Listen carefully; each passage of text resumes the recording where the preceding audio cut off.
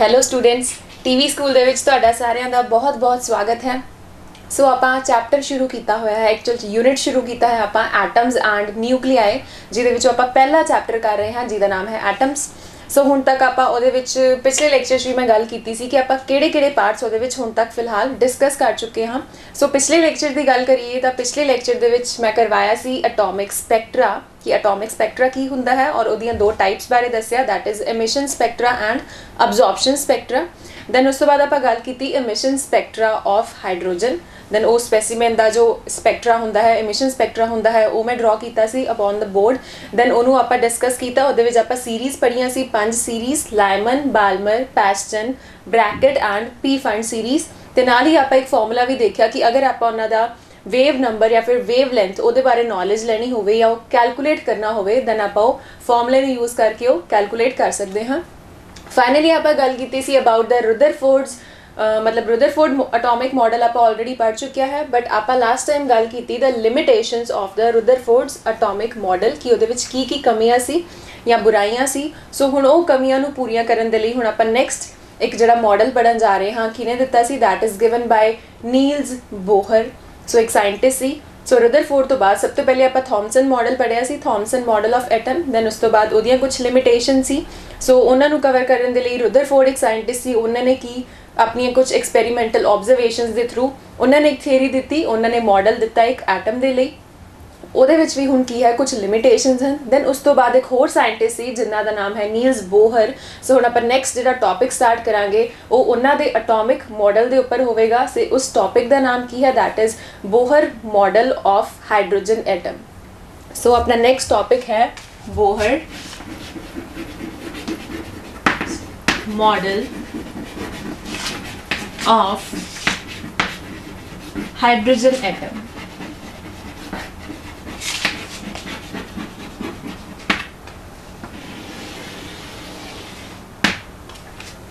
ਸੋ hydrogen atom ਕਿਉਂ ਲਿਖਿਆ ਹੈ, ਐਕਚੁਅਲ ਦੇ ਵਿੱਚ ਮਾਡਲ ਤਾਂ ਵੈਸੇ ਕਿਸੇ ਵੀ ਜਨਰਲ ਐਟਮ ਦੇ ਲਈ ਹੁੰਦਾ ਹੈ। ਹਾਈਡਰੋਜਨ ਐਟਮ ਮੀਨਸ ਬਿਕੋਜ਼ ਆਪਾਂ ਡਿਊਰਿੰਗ ਦ ਡਿਸਕਸ਼ਨ ਆਪਾਂ ਹਮੇਸ਼ਾ ਕੀ ਹੈ ਹਾਈਡਰੋਜਨ ਐਟਮ ਦੀ ਗੱਲ ਨਾਲ ਕਰਦੇ ਰਹਾਂਗੇ। ਸੋ ਦੈਟ ਇਜ਼ ਵਾਈ ਮੈਂ ਹੈਡਿੰਗ ਲਿਖੀ ਹੈ ਬੋਹਰਸ ਮਾਡਲ ਆਫ ਹਾਈਡਰੋਜਨ ਐਟਮ। ਸੋ ਹੁਣ ਰੁਦਰਫੋਰਡ ਦੇ ਮਾਡਲ ਦੇ ਵਿੱਚ ਕੀ ਸੀਆਂ, ਕੁਝ ਲਿਮਿਟੇਸ਼ਨ ਸੀਗੀਆਂ, ਜਿਹਦੇ ਵਿੱਚ ਆਪਾਂ ਦੇਖਿਆ ਕਿ ਜਿਹੜੀ ਕਲਾਸੀਕਲ ਇਲੈਕਟ੍ਰੋਮੈਗਨੈਟਿਕ ਥਿਊਰੀ ਹੈ ਉਹਦੇ ਅਕੋਰਡਿੰਗਲੀ ਕੀ ਹੈ ਕਿ ਜਿਹੜਾ ਇਲੈਕਟ੍ਰੋਨ ਹੈ ਉਹ ਕੰਟੀਨਿਊਸਲੀ ਕੀ ਹੈ એનર્ਜੀ ਰੇਡੀਏਟ ਕਰਦਾ ਹੋਣਾ ਚਾਹੀਦਾ ਹੈ। ਲੇਕਿਨ ਅਗਰ ਅਸਲ 'ਚ ਇੱਦਾਂ ਹੋਏਗਾ ਦੈਨ ਜਿਹੜਾ ਇਲੈਕਟ੍ਰੋਨ ਹੈ ਉਹ ਇੱਕ ਟਾਈਮ ਤੇ ਜਾ ਕੇ ਕੀ ਹੈ ਨਿਊਕਲੀਅਸ ਦੇ ਨਾਲ ਕੋਲੈਪਸ ਹੋ ਜਾਏਗਾ। ਦੈਟ ਮੀਨਸ ਕਿ ਜਿਹੜਾ ਮੈਟਰ ਹੈ ਉਹ ਸਟੇਬਲ ਨਹੀਂ ਹੈ, ਬਟ ਅਸਲ ਦੇ ਵਿੱਚ ਇਸ ਤਰ੍ਹਾਂ ਨਹੀਂ ਹੁੰਦਾ। ਮੈਟਰ ਕੀ ਹੈ, ਦੈਟ ਇਜ਼ ਸਟੇਬਲ। ਸੋ ਇਹ ਜਿਹੜੀ ਚੀਜ਼ ਹੈ ਉਹ ਆਪਾਂ ਐਕਸੈਪਟ ਨਹੀਂ ਕਰ ਸਕਦੇ ਐਜ਼ ਸੱਚ। ਸੋ ਉਸ ਲਿਮਿਟੇਸ਼ਨ ਨੂੰ ਕਵਰ ਕਰਨ ਦੇ ਲਈ ਬਾਕੀ ਵੀ ਹੋਰ ਕਾਫੀ ਆਪਣੀ ਆਬਜ਼ਰਵੇਸ਼ਨਸ ਤੋਂ ਬਾਅਦ ਜੋ ਬੋਹਰ ਸੀ ਸਾਇੰਟਿਸਟ, ਉਹਨਾਂ ਨੇ ਕੁਝ ਆਪਣੇ ਵੱਲੋਂ ਪੁਆਇੰਟਸ ਦਿੱਤੇ। ਸੋ ਆਪਾਂ ਹੁਣ ਮੇਨ ਪੋਸਟੂਲੇਟਸ ਪੜਾਂਗੇ about the Bohr's model of hydrogen atom. So ਆਪਾਂ ਫਸਟ ਤੋਂ ਸਟਾਰਟ ਕਰਦੇ ਹਾਂ। ਫਸਟ ਪੋਸਟੂਲੇਟ ਜੋ ਉਹਨਾਂ ਨੇ ਦਿੱਤਾ ਉਹ ਕੀ ਸੀ। ਸੋ ਫਰਸਟਲੀ ਮੈਂ ਪਹਿਲੇ ਲਿਖਣ ਜਾ ਰਹੀ ਹਾਂ, ਦੈਨ ਮੈਂ ਐਕਸਪਲੇਨ ਕਰਾਂਗੀ ਕਿ ਕਿਹੜਾ ਸੀ first postulate. So that is every atom consists of a central core called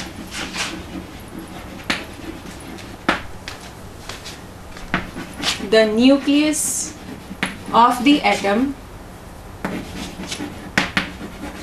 where the whole mass and positive, so positive ने मैं इस तरह लिखा है, positive charge is supposed to be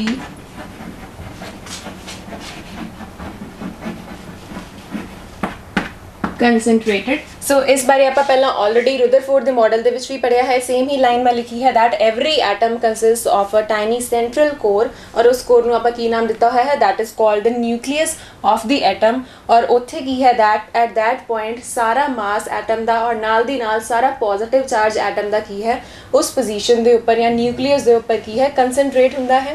then इहदे नाल ही मैं कंटिन्यू कर रही हाँ। Next there are certain number of electrons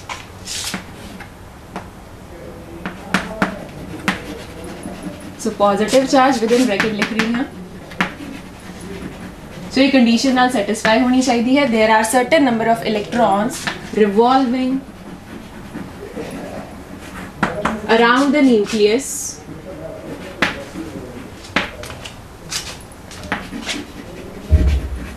in certain circular orbits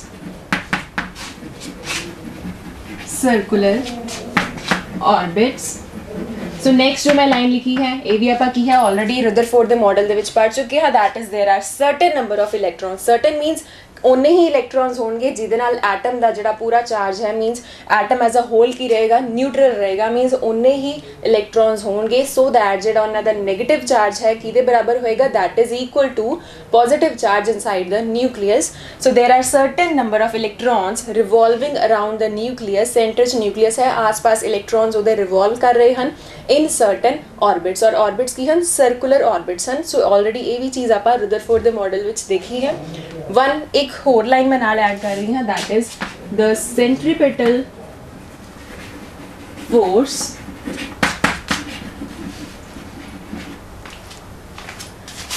required for the revolution of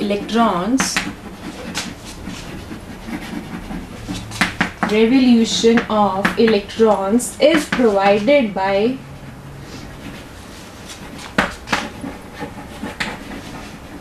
the electrostatic force of attraction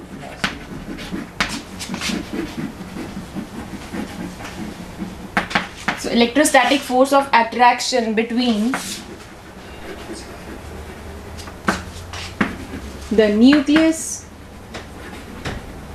and electron सो इत्थे जाके की है मेरा पूरा पोस्टुलेट इत्थे कंप्लीट हो रहा है सो लास्ट लाइन भी की है आपां नूं ऑलरेडी पता है कि सेंट्रीपिटल फोर्स सो कोई भी सर्कुलर मोशन नूं फॉलो कर रही है एक बॉडी दैन ਉਹਦੇ ਲਈ की है एक सेंट्रीपिटल फोर्स चाहिए हुंदी है that is required so in this case जिहड़ी सेंट्रीपिटल फोर्स है वो कित्थों मिल रही है दैट इज रिक्वायर्ड या that is the centripetal force required for the revolution is provided by the electrostatic force of attraction between nucleus and electron मतलब JD electron ਨੂੰ revolve ਕਰਨ ਦੇ ਲਈ ਜਿਹੜੀ सेंट्रीपिटल फोर्स चाहिए है वो कौन प्रोवाइड करवा रहा है the electrostatic force of attraction electrostatic means the force existing between two charged bodies और एक पॉजिटिवली चार्ज है न्यूक्लियस एक नेगेटिवली चार्ज है that is the electron so positive negative that is why जी इलेक्ट्रोस्टैटिक फोर्स है वो की होएगी attractive in nature so electrostatic force of attraction between the nucleus and electron so हुण जो जिहड़ा मैं फर्स्ट पोस्टुलेट लिखिया है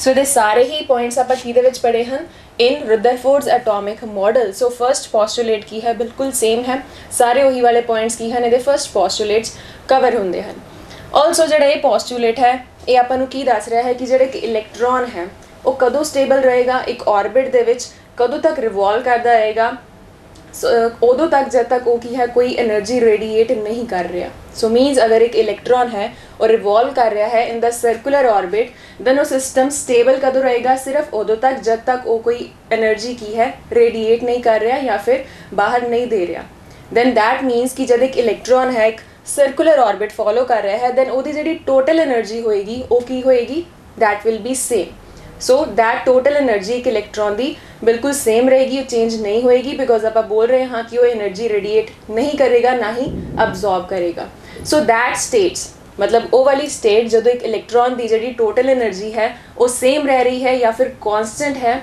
सो वो करके आप बोलते हाँ that are called the stationary states of electrons so orbit दे विच इलेक्ट्रॉन नूं मूव करने के लिए की है जी टोटल एनर्जी है वो सेम रहेगी वो सो दैट इज़ वाई आप की नाम देने हाँ that are called the stationary states of the electrons then उस तो बाद सिमिलरली आप जिवें पहले भी कीता सी कि जी सेंट्रीपिटल फोर्स है आप इक्वेट कर सकते हाँ कि with the electrostatic force of attraction so same वही चीज़ मैं करन जा रही हाँ सो ऑलरेडी आप पहला भी किया होया है मैं डायरेक्टली लिख रही हाँ कि सेंट्रीपिटल फोर्स की होएगी सेंट्रीपिटल फोर्स आप लिखते हाँ mv² by r so this is centripetal force so m की है मास ऑफ इलेक्ट्रॉन, v ओदी वेलोसिटी है, ऑर्बिटल वेलोसिटी, r की है that is the radius of the orbit.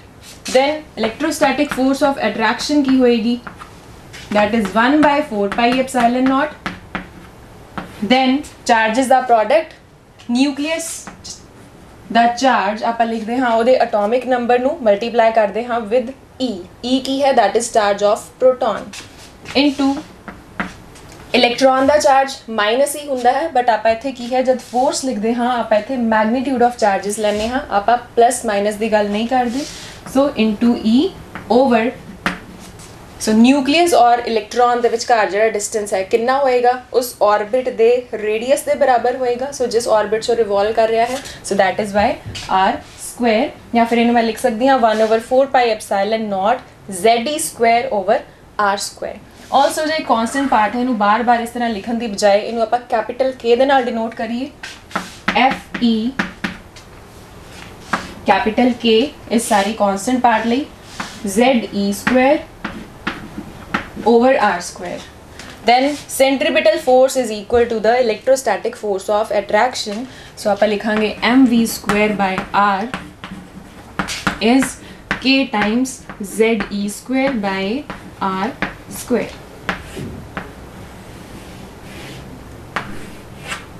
सो इत्थे अपना की है फर्स्ट पोस्टुलेट खत्म हो रहा है। सो फर्स्ट पोस्टुलेट दे विच आपां उही सारे पॉइंट्स पढ़े हैं जो पहला रुदरफोर्ड ने ऑलरेडी अपने एटॉमिक मॉडल दे विच आपां नूं दित्ते सी। दैन इस तो बाद नैक्सट पोस्टुलेट वाल चलते हाँ कि नैक्सट पोस्टुलेट की है in the Bohr's model of atom. So हुण आपां चलते हैं अपने नैक्सट पोस्टुलेट वाल that is postulate number 2। So as such पहले मैं इहनूं लिखांगी दैन आपां एक्सप्लेन करदे हाँ। So according to Bohr so an electron can revolve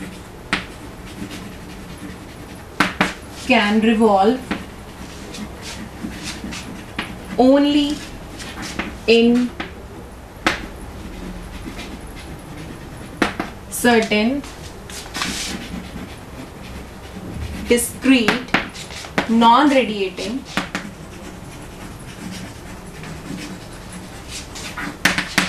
orbit for which the angular momentum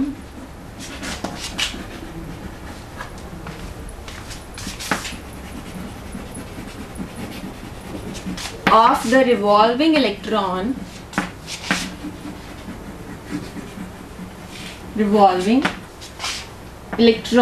so short से लिखा है electron must be an integral multiple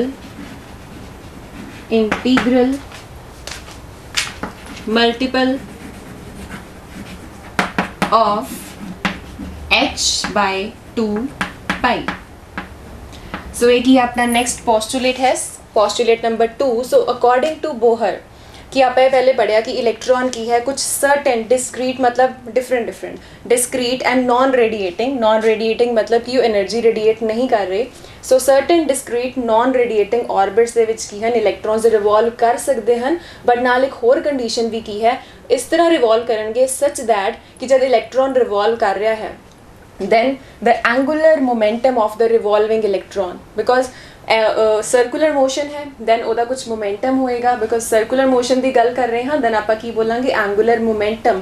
then जो एंगुलर मोमेंटम होएगा वो की होना चाहिए है it must be an integral multiple of h by 2 pi. Integral multiple मतलब आप कोई इंटीजर लवांगे। सो इंटीजर नूं अगर आप इहदे नाल मल्टीप्लाई करते जाइए तो जिहड़ियां डिफरेंट ऑर्बिट्स हैं उन्हां दा जिहड़ा सो उहदे विच जिहड़े इलैक्ट्रॉन्स रिवॉल्व कर रहे हैं उन्हां दा एंगुलर मोमेंटम मान लो पहली बारी आ रहा है h ओवर 2 पाई। कोई होर ऑर्बिट होएगी जिहदे च इलैक्ट्रॉन रिवॉल्व कर रहा है ओदा जिहड़ा एंगुलर मोमेंटम होएगा वो की होएगा इहदा इंटीग्रल मल्टीपल मतलब 2 टाइम्स हो सकता है h बाय 2 पाई, 3 टाइम्स हो सकता है h बाय 2 पाई, 4 टाइम्स हो सकता है h by 2 pi. So integral multiple of मतलब इहदे नाल कोई इंटीजर मल्टीप्लाई करांगे आपां दैन उहदे एंगुलर मोमेंटम दी वैल्यू अपने कोल आएगी किहदे एंगुलर मोमेंटम दी of any revolving electron. So इहदे नाल एक कंडीशन भी लग जाती है कि जिहड़े ऑर्बिट्स हैं कि कुछ अलाउड ऑर्बिट्स ही की हैं they are permitted. Then h जो मैं इत्थे यूज़ किया है तुहानूं पता ही होएगा कि h is the Planck's constant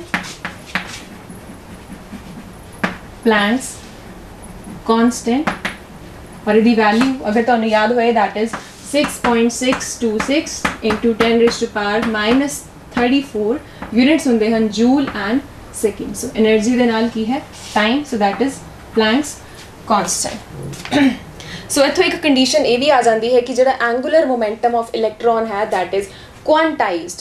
quantized मतलब कि पार्ट्स दे विच मान लो एक बार h/2π, कोई होर है ਉਹਦਾ ਕੀ होएगा 2 times h/2π, 3 times h/2π. So in between कोई वैल्यू नहीं है. सो ਇਹਦੇ ही मल्टीपल्स होंगे. सो ਆਪਾਂ ਇੱਥੋਂ एक स्टेटमेंट ਦਿੰਦੇ ਹਾਂ that the angular momentum of the revolving electrons that is quantized. So that is very important statement, quantized.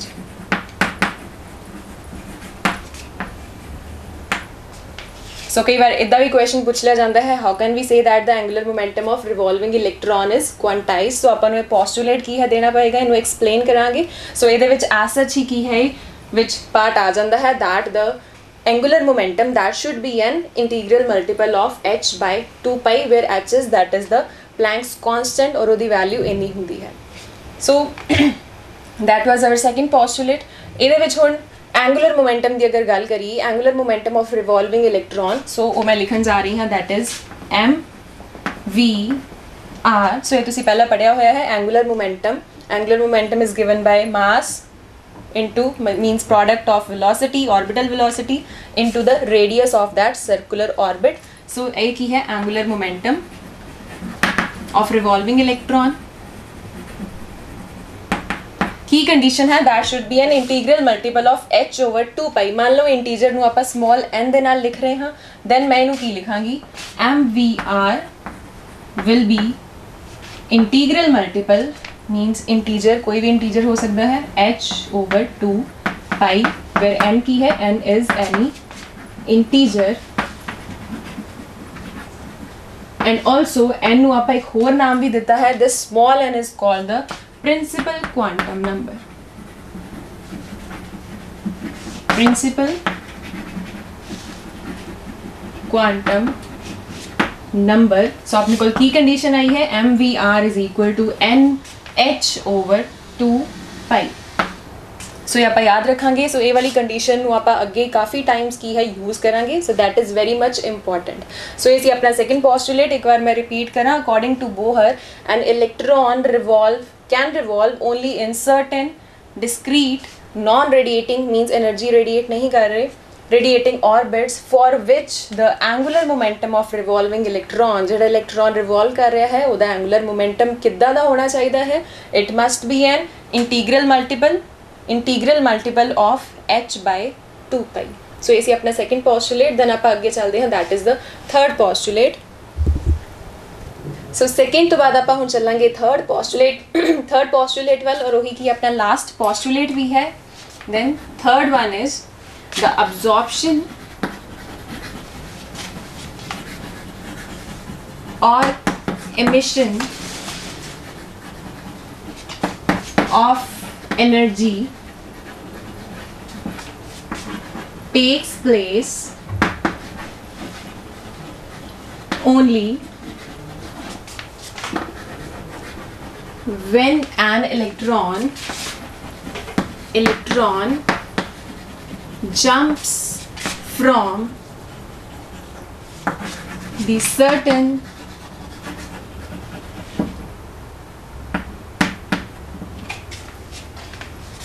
discrete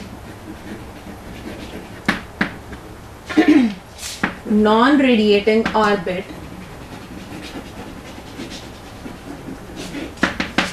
to the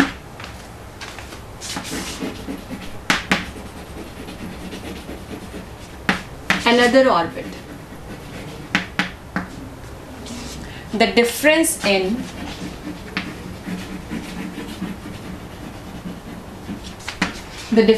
of the total energies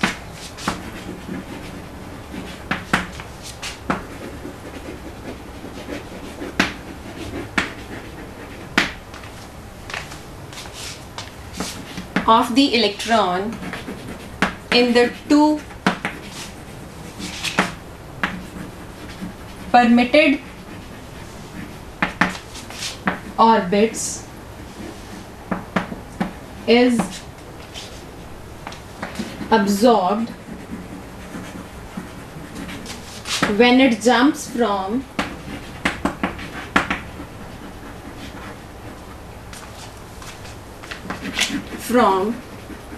inner to outer orbit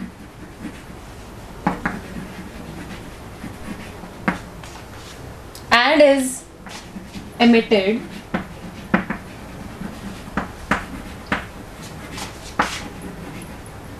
when it jumps from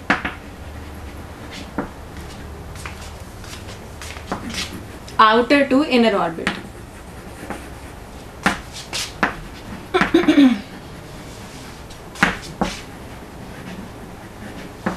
So third postulate and very important भी है. So the emission or absorption of energy. So ਹੁਣ तक ਆਪਾਂ ਇਹੀ पढ़िया first and second postulate ਦੇ ਵਿੱਚ कि center ਚ nucleus है.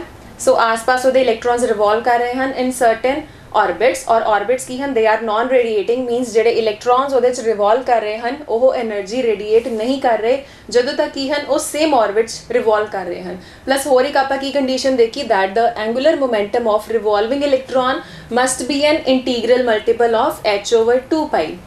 नाउ आप ये गल कर रहे हैं कि एनर्जी जो है ओदी absorption या फिर emission सिर्फ उदों ही होएगी जदों जिहड़ा इलेक्ट्रॉन है अपने ऑर्बिट विचों जंप करके किसी होर ऑर्बिट दे विच जा रहा है. सो वही लाइन मैं इत्थे भी लिखी है the absorption or emission of energy takes place only when the electron jumps from the certain discrete non-radiating so इत्थे ऑर्बिट भी है orbit to the another orbit. सो जदों तक सेम ऑर्बिट दे विच है कोई एनर्जी इमिट नहीं करेगा या फिर अब्जॉर्ब नहीं करेगा लेकिन उदों ही एनर्जी अब्जॉर्ब होएगी या इमिट होएगी जदों इलेक्ट्रॉन अपना ऑर्बिट छड्ड के किसी होर ऑर्बिट च जंप करेगा. हुण ये गल कि अब्जॉर्ब कदों करेगा और इमिट कदों करेगा. सो उहदे लई भी मैं नैक्सट लाइन इत्थे लिखी है कि अपने को मान लो दो ऑर्बिट्स हैं एक इनर ऑर्बिट है एक आउटर ऑर्बिट है. सो जो इनर ऑर्बिट तो जंप करके आउटर ऑर्बिट वाल जा रहा है दैन इन दैट केस जी फर्स्ट ऑर्बिट की एनर्जी है और जी सैकेंड ऑर्बिट की एनर्जी है उन्होंने का जो डिफरेंस होएगा. सो उन्नी एनर्जी वो अब्जॉर्ब करके हायर ऑर्बिट वाल की है जंप करेगा. सिमिलरली अगर जो इलेक्ट्रॉन है बाहर वाले ऑर्बिट्स प्रेजेंट है सो आउटर ऑर्बिट दे विच इलेक्ट्रॉन पिया है और उन्हें जंप करके इनर ऑर्बिट आना है दैन की होएगा इन दैट केस जिहड़ा दोनों ऑर्बिट्स की एनर्जी है उन्होंने का जो डिफरेंस होएगा उन्नी एनर्जी को इमिट करेगा बाहर देगा और फिर जंप करके की है इनर ऑर्बिट वालों आ जाएगा.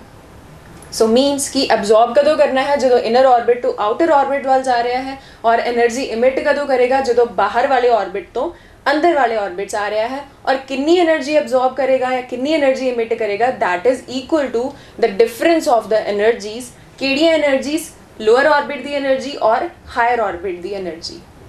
सो अगर आप एग्जाम्पल लीए कि जड़ा इलेक्ट्रॉन है सो मान लो आप कोई दो ऑर्बिट्स कंसीडर किए जिदे विच ट्रांजिशन होनी है सो जिदे इन बिटवीन उन्हें जंप करना है.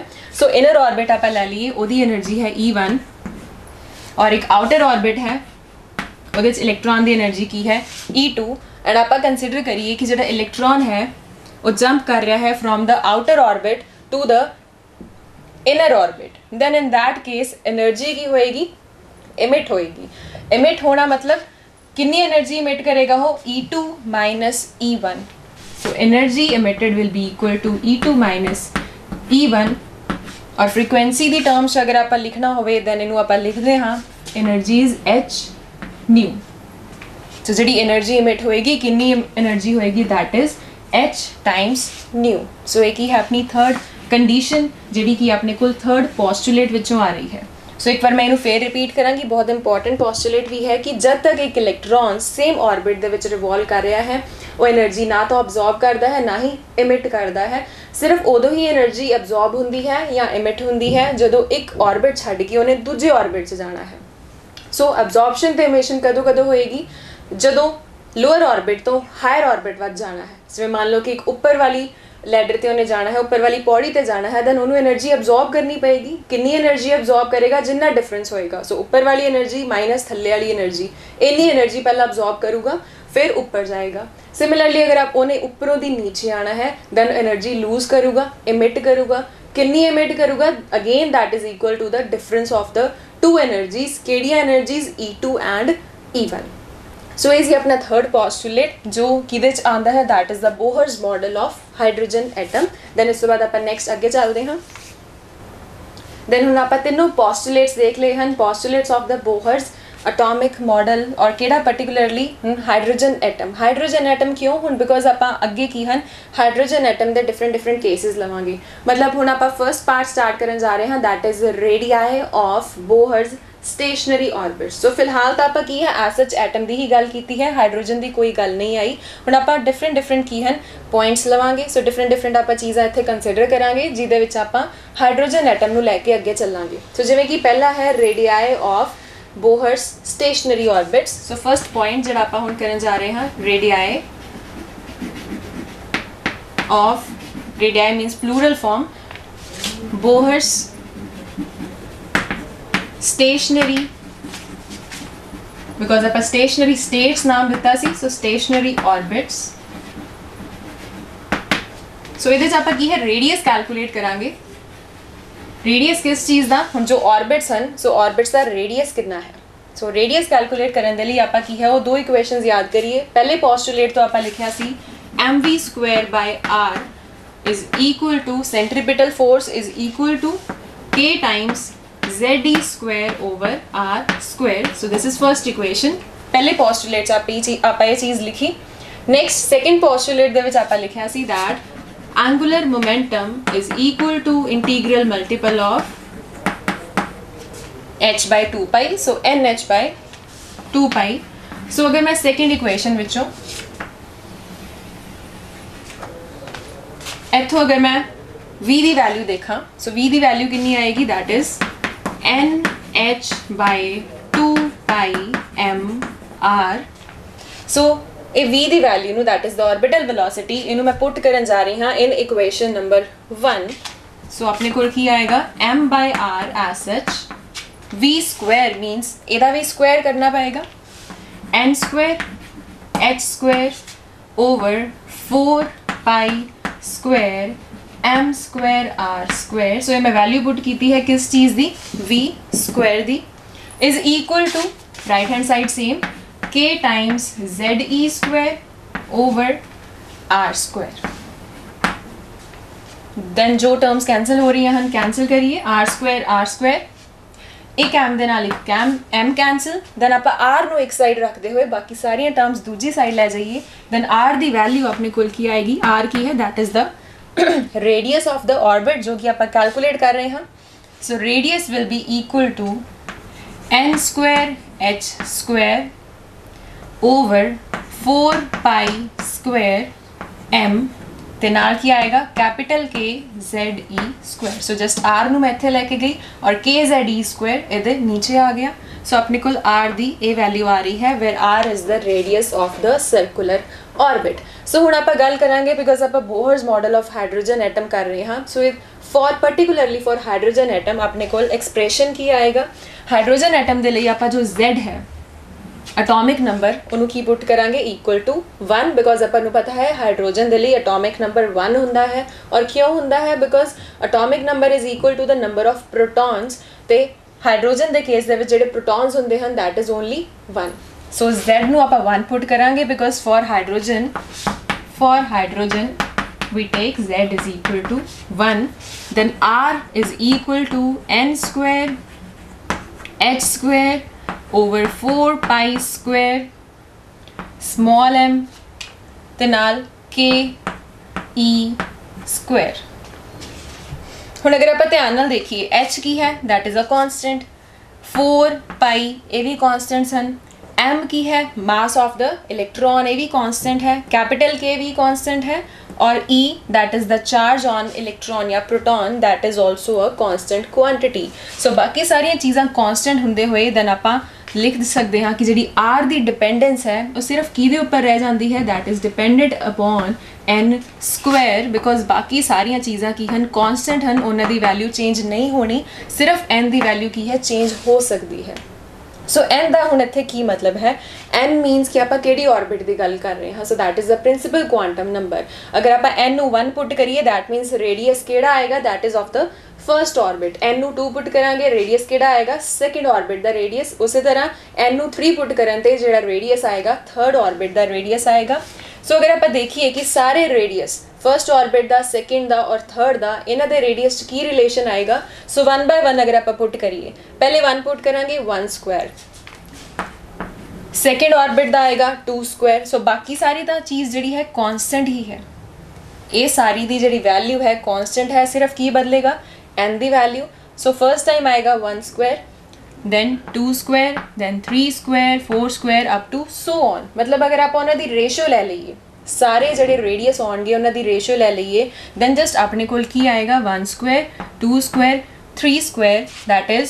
1:4:9 then ਇਸ ਚੀਜ਼ ਤੋਂ ਆਪਾਂ ਕੀ ਕਨਕਲੂਡ ਕਰ ਰਹੇ ਹਾਂ that ਜੋ ਰੇਡੀਅਸ ਜਿਹੜੇ ऑर्बिट्स ਹਨ ਉਹਨਾਂ ਦੇ ਵਿੱਚ ਜਿਹੜੀ ਸਪੇਸਿੰਗ ਹੈ ਉਹ ਇਕੁਅਲ ਨਹੀਂ ਹੈ ਬਿਕਾਜ਼ ਫਰਸਟ 2 ਦੇ ਵਿੱਚ ਆਪਣੀ ਰੇਸ਼ੋ ਹੈ 1:4 1:4 ਨੈਕਸਟ 2 ਕੀ ਹੈ 4:9 ਅਗਲੀਆਂ 2 ਦੇ ਵਿੱਚ ਹੈ ਉਹ ਵੀ ਚੇਂਜ ਹੋਏਗੀ ਸੋ ਜਿਵੇਂ ਜਿਵੇਂ ਆਪਾਂ ਕੀ ਹੈ ਬਾਹਰ ਵਾਲੇ ऑर्बिट्स ਵੱਲ ਜਾ ਰਹੇ ਹਾਂ ਉਵੇਂ ਉਵੇਂ ਕੀ ਹੈ ਜਿਹੜੀ ਸਪੇਸਿੰਗ ਹੈ ਉਹ ਕਾਂਸਟੈਂਟ ਨਹੀਂ ਰਹਿ ਰਹੀ ਬਟ ਸਪੇਸਿੰਗ ਵੀ ਕੀ ਹੈ ਵੇਰੀ ਕਰ ਰਹੀ ਹੈ then ਹੁਣ ਲਾਸਟਲੀ ਆਪਾਂ ਕੀ ਕਰੀਏ ਸੋ ਰੇਡੀਅਸ ਨੂੰ ਕੈਲਕੂਲੇਟ ਕਰਨ ਦੇ ਲਈ ਆਪਾਂ ਸਾਰੀਆਂ ਵੈਲਿਊਜ਼ ਨੂੰ ਪੁੱਟ ਕਰੀਏ ਸੋ ਮੈਂ ਇੱਥੇ ਕੈਲਕੂਲੇਸ਼ਨ ਪਾਰਟ ਨਾ ਸ਼ੋ ਕਰਦੀ ਹੋਈ ਜਸਟ ਦੱਸਣਾ ਚਾਹ ਰਹੀ ਹਾਂ ਕਿ ਕੀ ਵੈਲਿਊਜ਼ ਪੁੱਟ ਕਰਾਂਗੇ first of all the h the value that is Planck's constant 6.6 into 10 raised to power minus 34 joule second so पहली वैल्यू ये पुट करांगे 4 पाई भी तो पता है that is very simple m k और e the values small m mass of electron that is